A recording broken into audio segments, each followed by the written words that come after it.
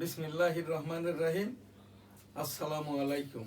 www.dailynewsstar.com virtual editor হাফেজ মাওলানা Shahjalal Goldar studio হতে অনুষ্ঠানটি এডিটিং এবং পরিচালনা করছেন এনএসটিভি সংবাদ www.dailynewsstar.com নিউজ স্টার টাওয়ার ভবন, বঙ্গবন্ধু ডিজিটাল স্টুডিও,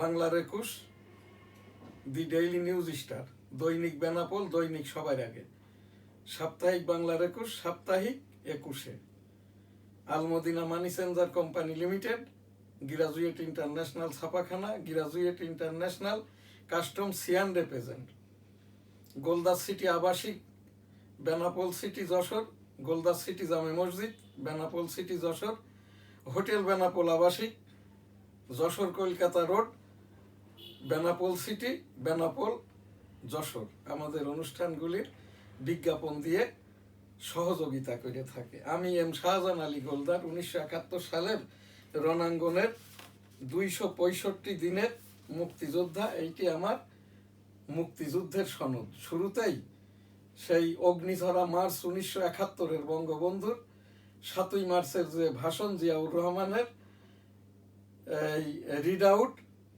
এবং মুক্তিযুদ্ধের সময় আমাদের যেটা গ্রান্ড স্যালুট এবং জয় বাংলা আমার সোনার বাংলা আমি তোমায় ভালোবাসি, সেই প্রোগ্রামটি আজ 15ই মার্চ 2026, এই যে 7ই মার্চ 1971 বঙ্গবন্ধু শেখ মুজিবুর রহমান সারওয়ার্দী উদ্যান যে স্বাধীনতার ঘোষণা এবং ভাষণ দিয়েছিল, এবারের সংগ্রাম মুক্তির সংগ্রাম, এবারের সংগ্রাম স্বাধীনতার সংগ্রাম, জয় বাংলা ইনশাল্লাহ, আসসালামু আলাইকুম। সেই ডাকে 265 দিন যুদ্ধ শেষে দেশটা স্বাধীন হয়। আমি 265 দিনই রণাঙ্গনের বনগা বেনাপোলের আমি এই যে মুক্তিযুদ্ধ করতে যেয়ে আমার বাম কানটি শব্দ দূষণে নষ্ট হয়, এখনো নষ্ট। জিয়াউর রহমান সাহেব 27 মার্চ 1971 কালুরঘাট বেতার কেন্দ্র থেকে বঙ্গবন্ধুর ভাষণটি যেভাবে পাঠ করেন, I am major Ziaur Rahman declared there on behalf of Bangabandhu Sheikh Mujibur Rahman, Bangladesh is independence. সেই রকমটা ভাবেই আর কি মুক্তিযুদ্ধ চলাকালীন আমাদের যেটা গ্র্যান্ড স্যালুট শিখিয়েছিল, আমার সেক্টরটা ছিল 8 সেক্টর কমান্ডার মেজর মঞ্জুর রহমান। এই যে এইটি আমার সেই বাচ্চা মুক্তিযুদ্ধকালীন ছবি এবং প্রোগ্রামরত ছবি। আর এই যে বনগা বেনাপোল যেটা রণাঙ্গন ছিল আর কি মুক্তিযুদ্ধের সময়ের যে রণাঙ্গন, লাইভ ট্রি জীবন গাছ, এই জায়গাটি এখন আমাদের আর কি। তো সেই জায়গাটাই আর কি 265 দিন যুদ্ধ শেষে এই যে বাংলাদেশটা স্বাধীন হয়। তো আমাদের সেই আমার সেক্টর কমান্ডার ছিল মেজর মঞ্জুর রহমান, 8 নম্বর সেক্টর। এই যেটা আর কি মুক্ত অঞ্চল ছিল 3.5 কিলোমিটার এরিয়া, জয়ন্তীপুর, সাদিপুর, নিচেই বাংকার ছিল 500টির মতো আর কি। তো এই জায়গাটা দিয়েই আর কি ল্যান্ড ট্যাঙ্কার ঢোকে, ওপর দিয়ে 7 ডিসেম্বর 100 বিমান যশোর ক্যান্টনমেন্ট এইটা দখল করে নেওয়ার পরে যশোর জেলাটা স্বাধীন হয়। এইটা সেই 7 ডিসেম্বর স্লোগান দিচ্ছি, তোমার দেশ আমার দেশ, বাংলাদেশ বাংলাদেশ, তোমার নেতা আমার নেতা বঙ্গবন্ধু শেখ মুজিব, জয় হোক জয় হোক বঙ্গবন্ধুর জয় হোক, জয় হোক জয় হোক শ্রীমতী ইন্দিরা গান্ধীর জয় হোক, জয় বাংলা আমার সোনার বাংলা আমি তোমায় ভালোবাসি। এই সেই লাইভ ট্রি বা জীবন গাছ। এখানটাই ছিল 8 নম্বর সেক্টরের হেডকোয়ার্টার, সাদিপুর, জয়ন্তীপুর। এখান থেকেই মোটরের গোলা ছোড়া হতো, মেশিন গানের গোলা ছোড়া হতো।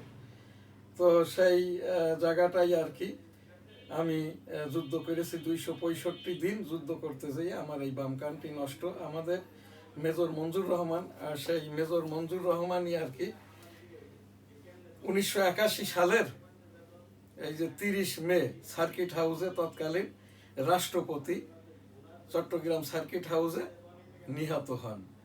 4 জুন 1981 মেজর মঞ্জুর তখন চট্টগ্রাম ক্যান্টনমেন্টে দায়িত্বরত, তাকে আসামি মনে করে মব পিটানিতে, গণপিটানিতে 4 জুন 1981 মেজর মঞ্জুর 8 নম্বর সেক্টরের সেক্টর কমান্ডার, আমার সেক্টর কমান্ডার আমি এম শাহজাহান আলী গোলদার এই যে আমার সেই বাচ্চা ছবিটি আমি এই মাইনর ফ্রিডম ফাইটার, আমার এই যে নামকরণটা শ্রেষ্ঠ মাইনর ফ্রিডম ফাইটার নামকরণ করেন এখানে মেজর মঞ্জুর রহমান, আমার এই যে নিয়মিত উপস্থাপক, এই দুই বাংলার কবি নজমুল হেলাল মহোদয়, আপনি এসে গেছেন, আপনার আসন গ্রহণ করুন। আমি এখান থেকে এই যে 1971 সালের সেই বঙ্গবন্ধুর ভাষণের ওপরেই, যেহেতু মার্চ মাস, এই উপলক্ষেই আর কি আমার এখানে যেটা বলার, আমাদের মুক্তিযুদ্ধের সময়কার মেজর মঞ্জুর রহমান যেটা আমাদের গ্র্যান্ড স্যালুট শিখিয়েছিল, ইন্না লিল্লাহে ওয়া ইন্না ইলাইহি রাজিউন। 1971 সালের বীর মুক্তিযোদ্ধা, স্যালুট তোমাকে, লাল সালাম, জয় বাংলা, আমার সোনার বাংলা, আমি তোমায় ভালোবাসি। সেই জায়গাটায় আমাদের যে নিয়ামক শক্তিটা ছিল, আমি ওই সময়তেই আর কি মে মাস 1971 তৎকালীন ভারতীয় প্রধানমন্ত্রী শ্রীমতী ইন্দিরা গান্ধী আমাদের রিফিউজি ক্যাম্পে এসেছিল আর বলেছিল, ওই যে जो लोग जय बांग्ला का मुजीबार का देश का इधर आ गया और जो भी आने वाला है, इधर जो वेस्ट बंगाल का सेंट्रल गवर्नमेंट का ऑफिसियो हो, रिहेबिलिटेशन ऑफिसर हो, जय बांग्ला का मुजीबार का देश का आदमी को देखभाल करो। जय बांग्ला का मुजीबार का देश का आदमी लोग को देखभाल राने खाने बिल्कुल इंडिया करेगा। এটা কিন্তু ইন্দিরা গান্ধী বলে নাই আর কি যে ইন্দিরা গান্ধী সরকার করবে, এটা এই যে ইন্ডিয়া করবে, সেই মর্মেই আর কি আমি 265 দিন যুদ্ধ করতে যেয়ে আমার বাম কানটি নষ্ট হয়, এখনো নষ্ট। এই 71 উপলক্ষে বর্তমান ছাত্র জনতা সরকারের সাথেই একটি ভোট হয়েছে, গণভোট। এই গণভোট আমি 1977 সালে দেখেছি। তৎকালীন আর কি মেজর থেকে জেনারেল থেকে রাষ্ট্রপতি, যিনি একমাত্র ব্যক্তি আর কি সংসদ প্রধান, সংবিধান প্রধান, সরকার প্রধান, রাষ্ট্রপ্রধান, মিলিটারি প্রধান ছিলেন জিয়াউর রহমান সাহেব। তদুপরি 7.5 কোটি মানুষ, 5 কোটির ওপরে ভোটারের মতামতটা চেয়েছিলেন। আপনারা কি আমাকে এই দেশ পরিচালনার দায়ভার দিতে চান? যদি আমাকে রাষ্ট্রপতি হিসাবে দেখতে চান, তাহলে আপনারা হানা হিসাবে আমাকে জানান। তারপরে জিয়াউর রহমান সাহেব হানা ভোটের মাধ্যম দিয়ে 1977 সালে আর কি এই যে 1975 সালে বঙ্গবন্ধু কিল হওয়ার পরে 7 মাসের মোস্তাকের সরকার, এরপর জিয়াউর রহমান সাহেব আর কি এই যে হানা ভোটের মাধ্যম দিয়ে রাষ্ট্রপতি নির্বাচিত হন। 1979 সালে, ইতিপূর্বে 1973 সালে বঙ্গবন্ধু একটি যেটা প্রথম জাতীয় সংসদ নির্বাচন দেন, তখন বঙ্গবন্ধু ছিলেন এই যে সরকার প্রধান, অর্থাৎ এই পৃথিবীর 2 জন মানুষই আর কি কোনো দেশ ক্রিয়েট হওয়ার আগে রাষ্ট্রপতি, সেটা ইয়াসির আরাফাত ফিলিস্তিনের, এবং এই যে জিয়াউর রহমান, এই বঙ্গবন্ধু শেখ মুজিবুর রহমান 1971 সালের 17 এপ্রিল তৎকালীন কুষ্টিয়া জেলার মেহেরপুর মহকুমার এই যে এখন যেটা মুজিবনগর থানা, এখান থেকেই রাষ্ট্রপতি নির্বাচিত হন। অতপর আর কি প্রথম জাতীয় সংসদ নির্বাচন 1973, তারপরেই আর কি বঙ্গবন্ধু 1974 সালে বাকশাল রক্ষী বাহিনী গঠন করেন, যার স্বরূপ পায়নি। 75 সালের 15 আগস্ট শহীদ হওয়ার পরে এই যে অতপর জিয়াউর রহমান হানা ভোটের মাধ্যম দিয়ে ক্ষমতায় আসেন। 1979 সাল জিয়াউর রহমান সাহেব, এটা আমি বলছি দেশ বিদেশ এবং নতুন প্রজন্মকে জানার জন্য, যেহেতু আমি এর সাথে জড়িত। 1977 সালের হানা ভোটের পোলিং এজেন্ট ছিলাম। 79 সালে দ্বিতীয় জাতীয় সংসদ নির্বাচন জিয়াউর রহমান সাহেব দেন। তখন জিয়াউর রহমান সাহেব রাষ্ট্রপতি, সংসদ প্রধান, সংবিধান প্রধান, সরকার প্রধান এবং এই যে মিলিটারি প্রধান, 5 ক্রাইটেরিয়ারই প্রধান ছিলেন। সেই জিয়াউর রহমান সাহেবও কিন্তু ক্ষমতাটা চালাইতে পারেন নাই। 1981 সালে চট্টগ্রাম সার্কিট হাউস এই যে তিনি খুন হন, তার পাশের রুমেই কিন্তু সাবেক রাষ্ট্রপতি বদরুদ্দোজা চৌধুরী ছিলেন। কিন্তু এই খুনের মামলার আসামি হন মেজর মঞ্জুর রহমান, যিনি আমার সরাসরি সেক্টর কমান্ডার। 8 নম্বর সেক্টর, এই যে 8 নম্বর সেক্টরের হেডকোয়ার্টারটা ছিল এই বনগা বেনাপোল, যেটা রণাঙ্গন 3 কিলোমিটার বেষ্টিত মুক্ত অঞ্চল। আমি এখানকারই মুক্তিযোদ্ধা মেজর মঞ্জুর রহমান সাহেব আমার সরাসরি সেক্টর কমান্ডার ছিল, আমাদের বাইনোকুলার দিয়েছিল এবং আর কি ওই যুদ্ধ করতে যেয়েই আমি আহত হই। তো এরপরের আর কি সেই 1981 পরবর্তী সাত্তার সাহেব 7 মাসের জন্যে রাষ্ট্রপতি ছিলেন। এরপরে আর কি এরশাদ সাহেব সাত্তার সাহেবের ঘাড়ে বন্দুকের নল ঠেকিয়ে ক্ষমতাটা নিয়ে নেন। এরপরে এরশাদ অবৈধভাবে সামরিক গণতন্ত্র তকমা দিয়ে 9 বছর জেল কি বলে দেশ শাসন করেন, 9 বছর জেলও খাটেন। সেই এরশাদ সরকারই আবার কিন্তু এই যে দুইটি তৃতীয় চতুর্থ জাতীয় সংসদ নির্বাচন দেন, সেখানেও বৈষম্য হয়েছিল। এরপরে আর কি 90 সালের 5 ডিসেম্বর এখানটায় আর কি এই এরশাদ সাহেব ক্ষমতা ছাড়তে বাধ্য হন। তারপরে আর কি 91 সালে বিএনপি ক্ষমতায় আসেন। তখন আবার আরেকটি পিপুল কনসেনসাস ভোট হয় পরোক্ষ, যেটা রাষ্ট্রপতি শাসিত সরকারের পরিবর্তে প্রধানমন্ত্রী শাসিত বা সংসদ শাসিত সরকার। সেই ক্ষমতাটা 91 থেকে 96 5 বছরের টার্ম বিএনপি শেষ করতে পারে নাই। 4 মাস আগে আর কি 1996 সালের ফেব্রুয়ারি মাসের 15 তারিখে এই যে ষষ্ঠ জাতীয় সংসদ নির্বাচন, পঞ্চম জাতীয় সংসদ নির্বাচনটা হয় 1990 সালে। ষষ্ঠ জাতীয় সংসদ নির্বাচন 1996 সাল 15 ফেব্রুয়ারি। আমি ন্যাশনাল কনস্টিটিউয়েন্সি 85 যশোর 1 হতে টেবিল প্রতীক নিয়ে স্বতন্ত্র নির্বাচন করি আওয়ামী লীগ বিদ্রোহী হিসাবে। কিন্তু আমার ওই যশোর 1 থেকে আর কি আমাকে জিততে দেয় নাই, আমি জিতেছিলাম 17,500 ভোট পেয়ে। কিন্তু তৎকালীন এই যে কেন্দ্রীয় নির্বাচন কমিশন ঢাকা বিএনপি প্রার্থীকে বিজয়ী ঘোষণা করে। তারপরে সেই ভোটেও তো বৈষম্য হয়। ওই 96 সালে 7ম জাতীয় সংসদ নির্বাচন হয় মে মাসে, যেটা ছিল এই যে কি বলে মে মাসে শাহাবুদ্দিন সাহেব 90 দিনের সরকার, সেই ভোটটিও ভালো ভোট হয়েছিল। তারপরে আর কি 8ম জাতীয় সংসদ নির্বাচন এই যে 1996 থেকে 2001 আওয়ামী লীগের সরকার। 2001 সালে আবারও একটু পিপুল কনসেনসাস ভোট হয়, যেটা পরোক্ষ হানা ভোট আর কি তৃতীয়। সেই ভোটে বিএনপি বিজয়ী হয়।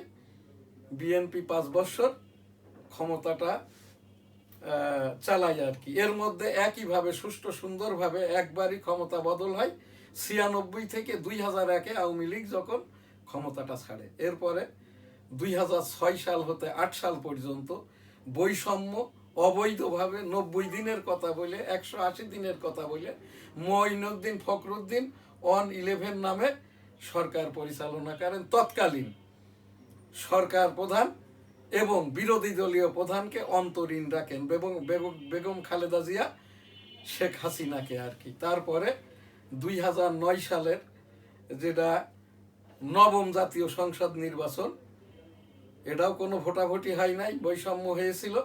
2008-এর যে ভোটটি, এই ভোটটি সব দল অংশগ্রহণ করে, মোটামুটি ভালো ছিল। 14, 18, 24 এখানটায় কোনো ভোটাভুটি হয়নি। আমি 2009, 14, 18, 24 স্বতন্ত্র হিসেবে টেবিল প্রতীক নিয়ে যশোর 1 হতে নির্বাচনের চেষ্টা করি, আমাকে নির্বাচন করতে দেওয়া হয় নাই। তখনও আর কি ভোটে বৈষম্য হয়েছিল। 2023 সালে আমি রাষ্ট্রপতি পদের পদপ্রার্থী হই, 18 কোটি জনগণের পক্ষে আমাকে ভোটটা করতে দেওয়া হয় নাই। এই যে এরপরে আর কি ছাত্র জনতার সরকার, যার সাথে আমার এই এনএসটিভিও 10টি প্রোগ্রাম করেছে নাহিদ ইসলামদের সাথে। তারপরে যাই হোক আর কি এই যে 2026 সালের যে নির্বাচনটি হয় আর কি, এই নির্বাচনে এখানটায় বিএনপি নিরঙ্কুশভাবে বিজয়ী হয়। বিরোধী দল এখন জামাত ইসলাম, এনসিপি সহ 11টি দল। এইটার আর কি সংসদ অধিবেশনের প্রথম এখান থেকেই বৈষম্যটা শুরু হয়েছে। এবং চতুর্থ যেটা হানা ভোট, পিপুল কনসেনসাস ভোট, এখানটাই আর কি কোনো হানা ভোটের পর্যায়ে এটা পড়ে না, কারণ এটা অন্তর্বর্তীকালীন সরকার ছিল আর কি। এখানটাই প্রথম আমরা শুনলাম যে এখানে 47% ভোট, পরে দেখানো হয়েছে 60% ভোট। আমি 2026 সালের 13তম জাতীয় সংসদ নির্বাচনে যশোর 1 হতে স্বতন্ত্র হিসাবে প্রতিদ্বন্দ্বিতা করি। রিটার্নিং অফিসার যশোর 13তম জাতীয় সংসদ নির্বাচনে আমাকে স্বতন্ত্র আওয়ামী লীগ তকমা দিয়ে আমার মনোনয়নপত্রটা এই যে অবৈধ ঘোষণা করে। এরপরে প্রধান নির্বাচন কমিশন বরাবর আবেদন করি। পরবর্তী পর্যায়ে আমার আপিল আবেদনটি এখন এই যে মাননীয় উচ্চতর আদালতের এই এটা কি বলে রিট মামলা নম্বর 1370, শুনানিটা হলো মার্চ 22, 2026। ইলেকশন হয়ে গেছে 12 ফেব্রুয়ারি 2026। এটা বৈষম্য না অবৈষম্য, এখানে এই কথাটা কেন বলছি, এখান থেকেই আর কি এইটার ওপর থেকেই এই যে চলমান যে সরকার সংসদ বসে 12 মার্চ 2026, এখান থেকে রাষ্ট্রপতিকে নিয়ে স্পিকারকে নিয়ে এবারই ব্যতিক্রম আর কি এই যে সংসদীয় সভাপতি নির্বাচনের মাধ্যমে ডেপুটি স্পিকার এবং স্পিকারের মাধ্যম দিয়ে রাষ্ট্রপতির ভাষণের আহ্বান জানানো, প্ল্যাকার্ড দেখানো, বিরোধী দলের পক্ষ জামাত এনসিপির পক্ষ থেকে গালিগালাজ করা, অবৈধ ঘোষণা করা, এই যে রাষ্ট্রপতি মাননীয় রাষ্ট্রপতির ভাষণের পূর্বে আসন গ্রহণের পূর্বে জাতীয় সঙ্গীত বাজানোর সময়ও আর কি জামাত ইসলাম তো করবেই না, এনসিপিও করে নাই। এইটা নিয়ে এখন অনেক লেখাজোকা হচ্ছে। যাই হোক, এটা আমাদের কাম্য নয়। আমার সোনার বাংলা, আমি তোমায় ভালোবাসি। তো যাই হোক, এখান থেকে তারপরে সেই সংসদ থেকে ওয়াক আউট করার পরে আজ আবারও 15 মার্চ 2026 সংসদের অধিবেশন বসে।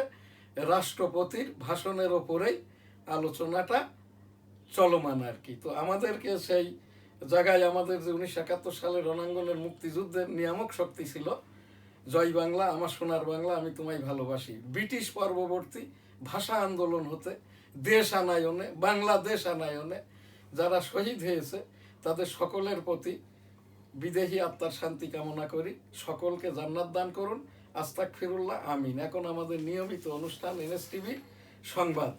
আমার এখানে এই যে আমি তো সংসদীয় খবর সহ সকল সংবাদটা বললাম। আমার এখান থেকে দুই বাংলার কবি, আমার এই যে নির্বাহী সম্পাদক কবি নজমুল হেলাল, চশমা আছে আপনার? না, চশমা সবাই দেখতে পাবো। হ্যাঁ, এই হেডলাইনগুলো একটু পড়ে দেন। আমি ইরানের তেল কেন্দ্র, হ্যাঁ, খারগ দ্বীপে উপর্যুপরি হামলা, তেল রপ্তানি বন্ধ হয়নি, ভয়াবহ প্রতিশোধ নেওয়া হবে, ইরান বলছে। ইরানের প্রেসিডেন্ট, এবং ইরানের প্রেসিডেন্টই এখন কিন্তু সর্বোচ্চ ধর্মীয় নেতা, কিন্তু ধর্মীয় শিক্ষায় সর্বোচ্চ, অর্থাৎ আয়াতুল্লাহ নন। উনি হচ্ছেন আর কি আলী খামেনি পুত্র। এইটা হইল আপনার মোস্তফা খামেনি। আর ইরানের সর্বোচ্চ নেতাকে আয়াতুল্লাহ মানে হইল পাক কালাম হাদিস কিয়াস ইজমা এবং আমাদের মাজাহাব এর ওপরে সর্বোচ্চ শিক্ষায় শিক্ষিত ব্যক্তিকে, যেরকম স্বশিক্ষিত যারা আরবি জানে, কোরআন শরীফ জানে, বলতে পারে, প্রতিষ্ঠানিক ডিগ্রি নাই, তারা হাফিজিহুল্লাহ। আর প্রতিষ্ঠানিক ডিগ্রিধারী পাক কালাম হাদিসের আলোকে এবং ওই কিয়াস ইজমা আমাদের মাজাহাব এবং অন্যান্য বিষয়াদির উপরে, শিয়া সুন্নি ইত্যাদির উপরে যারা এই যে হাদিস কোরআনের আলোকে জ্ঞান অর্জন করে থাকে, তাদেরকেই বলা হয় আয়াতুল্লাহ, অর্থাৎ সর্বোচ্চ শিক্ষায় শিক্ষিত কোরআনিক আলোকে আর কি। তো সেই পেজুশকিয়ানি বলেছেন ইরানের প্রেসিডেন্ট যে তারা এই যে যৌথ যারা যুদ্ধ করছে ইসরায়েল, ফিলিস্তিন এবং এর সাথে যোগ দিয়েছে ন্যাটো সদস্য গ্রেট ব্রিটেন, অস্ট্রেলিয়া, জার্মানি। ইতিমধ্যে জার্মানি তাদের সমর্থনটা প্রত্যাহার করে নিয়েছে। এবার আরেকটি সংবাদ আছে, রাশিয়া ইউক্রেন যুদ্ধে 34 বাংলাদেশি নিহত, শতাধিকের হদিস নেই, কারোই লাশ আসেনি, পরিবার দেশে এনে দাফন করতে চায়। এইটা কোনো কিছুটাই হবে না, ওরা ওখান থেকে। আর এইটার উপরে রাব্বুল আলামিন এই যে আস্তাগফিরুল্লাহ রাব্বিহিম মিন কুল্লি যামবি ওয়া আতুবু ইলাইহি ওয়া লা হাওলা ওয়া লা কুওয়াতা ইল্লা বিল্লাহিল আলিয়্যিল আযীম। শুধু ইউক্রেন কেন, মধ্যপ্রাচ্য সহ, ফিলিস্তিন সহ, ইসরায়েল সহ যারাই মারা যাচ্ছে না কেন, মুসলমান অমুসলমান যারাই হোক না কেন, আত্মার শান্তি কামনা করি মুসলমানদের জন্য। এটা রাব্বুল আলামিন তাদেরকে শহীদি হালতে জান্নাত দান করুন। আস্তাগফিরুল্লাহ, আমিন। আরেকটি কথা বলি, আজকে যেহেতু মহান এই যে আমাদের স্বাধীনতার মাস, একটা মাস, তো এই মার্চ মাসের আজকের এই দিনে ইয়াহিয়া খান ঢাকায় এলে বিভিন্ন ভবনে ওড়ানো হয় কালো পতাকা। হ্যাঁ, এটা সেই 1971 সালের 15 মার্চ, হ্যাঁ হ্যাঁ, ওইটার জন্যই আর কি এই যে কালো পতাকা উড়ানো হয়। জাতীয় পতাকাও এখানে উড্ডিন তো ছিল, যেখান থেকে নামিয়ে দিয়েছিল সেখানেই আবার ডিস্ট্রিক্ট লেভেল, মহকুমা লেভেল, ঢাকাতে চট্টগ্রামে এই যে জাতীয় পতাকাও কিন্তু উত্তোলন করা হয়। সবচেয়ে গুরুত্বপূর্ণ কথা হচ্ছে মাননীয় প্রধানমন্ত্রী মাননীয় প্রধানমন্ত্রী তারেক রহমানের সকল কথাই আজকে যে গুরুত্বপূর্ণ কথা জাতীয় বলেছেন, ভাষণ আর কি। হ্যাঁ গুরুত্বপূর্ণ কথা বলেছেন, সব ধর্মের মানুষকে নিয়ে শান্তির বাংলাদেশ গড়ে তোলা হবে। ইমাম পুরোহিতদের ভাতা প্রদান উদ্বোধন অনুষ্ঠানে আমি কিন্তু এই যে ইমাম এবং পায়াস ম্যানদের আর কি, পুরোহিত নয়, পায়াস ম্যান অর্থাৎ বৌদ্ধ, খ্রিস্টান, শিখ, পাঞ্জাবি যত রকমের অন্য ধর্মের লোক আছে, এদের ধর্ম যাজকদের কি আর কি বলা হয়, pious leader, pious man's leader আর কি। তো সেইটার ওপরেই আমি কিন্তু ওই যখন থেকে ইয়াসির আরাফাতের ওপরে, প্যালেস্টাইনের ওপরে আমি কাজটা করি, আমার ডেমোক্রেটিক বাংলাদেশের ওপরে, তখন থেকেই বলছি কিন্তু এই যে মসজিদ ভিত্তিক যে 560টি মসজিদ হয়েছে, দাওরা হাদিসকে MA পাশের সমমান করা হয়েছে, এখানে খতিব থেকে খাদেম পর্যন্ত সকলকে স্যালারি বা সম্মানের আওতায় এনে আর কি তাদের যে কাজটি তারেক রহমান সাহেব শুরু করেছেন। এটা কিন্তু আমার এই Bangla record, daily news star, NSTVর একটা কর্মকাণ্ডের নিয়মিত সংবাদের অনুষ্ঠান আর কি। এই সাথে আমাদের আরেকটি অনুষ্ঠান আছে যেটা কাকরাইল, কাকরাইলের টঙ্গীর বিশ্ব জমায়েতটা কিন্তু এখনো হয় নাই, মার্চ মাস অর্ধেকটা। আমি এখান থেকে ধর্ম মন্ত্রণালয়, এই ইসলামিক ফাউন্ডেশন বরাবর উপস্থাপন করছি, এখন আছে 2.5 খণ্ড নাই, মামুনুল, ফাইজুল, বৈষম্য ধর্ম উপদেষ্টা খালিদ হোসেন, এরাই তো 2.5 খণ্ড করেছিল তবলিগকে, এখন আর এরা নাই। এবং ওই সেই কাকরাইলের সেই মুরব্বী জুবায়ের, এনাকে বলা হয়তো মাওলানা, এখন সবাই বলছে হাফিজিহুল্লাহ, স্বশিক্ষিত জুবাইরও এখন আর নাই, 80 বছর বয়সে রিটায়ার্ড করেছে। NSTVর নিয়মিত খবর। বাংলাদেশ এই যে জাতীয় মসজিদ বাইতুল মুকাররমে নিয়মিত নিয়মতান্ত্রিক খতিব নিয়োগ দেওয়া প্রয়োজন, কাকরাইলেও খতিব নিয়োগ দেওয়া প্রয়োজন, এবং টঙ্গীর বিশ্ব জমায়েতটা মার্চ মাসের ভিতরেই এক মুরব্বীর বয়ানে, এক মুরব্বীর দোয়ায় এটা অনুষ্ঠিত হওয়া অতীব জরুরি। আরেকটি আছে, আজ বইমেলার মাস আজকে শেষ হলো, বইমেলার বিক্রি কমেছে 80%। এইবার কোনো বই মেলাই হয় নাই কি, হজবরল ভাবে কোনো রকম ভাবে আর কি দায় সারা গোছে এই যে জামাত ইসলামের এই যে এখান থেকে পুরস্কার দিয়ে আবার পুরস্কার কেড়ে নেওয়া, এটা তামাশা করা। এই দেশের যাই হোক আর কি কবি, বুদ্ধিজীবী, সাংবাদিক তো নাই, যে কয়জন আছে জেলখানায় আছে, তারপরেও এই যে তামাশাটা আর কি করা হয়েছে, এইটা না করাই ভালো ছিল। 80 ভাগ বিক্রি হয়নি মানে যে 20 ভাগ আর কি বিক্রি হয়েছে, এগুলো সব সৌজন্য সংখ্যা। এখান থেকে কেউ কোনো টাকা পয়সা নিয়ে, তাদের ফার্নিচার নিয়ে ঘরে ব্যাক করতে পারবে না, মহা একটা লস হয়ে গেছে। আর এখানটায় কবি সাহিত্যিকদের যারা বই লেখাজোকা করে, যারা এই দেশের সংস্কৃতিকে, মুসলমানদেরকে, ইসলাম ধর্মকে, অন্যান্য ধর্মাবলম্বীকে, ধর্মীয় সমাজকে, সাধারণ সমাজকে, বুদ্ধিদীপ্ত সমাজকে অবজ্ঞা করা হয়েছে। আমি এখান থেকে আর কি এই যে মাননীয় প্রধানমন্ত্রীও তো এখানকার এই যে মন্ত্রী, সেই হিসাব দিয়েই আমাদের আজকের NSTV সংবাদ এখানেই শেষ করছি আর কি। আজ আমাদের আর অন্য কোনো প্রোগ্রাম নাই। সকলেই ভালো থাকবেন, সুস্থ থাকবেন। আমি 34 বছরের আমলি পীর। আজ আমাদের 25 রমজান শেষ হয়েছে, সৌদি আরবের 26তম রমজান শেষ হয়েছে। রমজান মাসের যেটা দীক্ষা, আমরা সৌদি আরবের সাথে নাই, স্থান কাল পাত্র ভেদে নামাজটা পড়ি, রমজানের চাঁদ দেখে রোজা রাখি, শাওয়ালের চাঁদ দেখে রোজা ভঙ্গ অর্থাৎ ঈদ পালন করি। আর তা না হলে এখানটায় আমাদের এই দেশের এই যেটা নামাজ রোজার ওপরে হচ্ছে, এইটা আরো দিন দিন এই যে বৈষম্যটা বৃদ্ধি পেতে থাকবে। রাব্বুল আলামিন পিছনের রোজাগুলো কবুল করে নিন, সামনের বাকি রোজাগুলো থাকার তৌফিক দিন। আস্তাগফিরুল্লাহ, আমিন। আমি 34 বছরের আমলি পীর। এখানে ইস্তেগফার দোয়াটাই করব রমজান মাস, পবিত্র মাস উপলক্ষে। আস্তাগফিরুল্লাহ রাব্বিহি মিন কুল্লি যামবি ওয়া তুবু ইলাইহি ওয়া লা হাওলা ওয়া লা কুওয়াতা ইল্লা বিল্লাহিল আলিয়্যিল আযীম। আল্লাহুম্মা সাল্লি আলা মুহাম্মাদ ওয়া আলা আলি মুহাম্মাদ কামা সাল্লাইতা আলা ইব্রাহিম ওয়া আলা আলি ইব্রাহিম ইন্নাকা হামিদুম মাজিদ।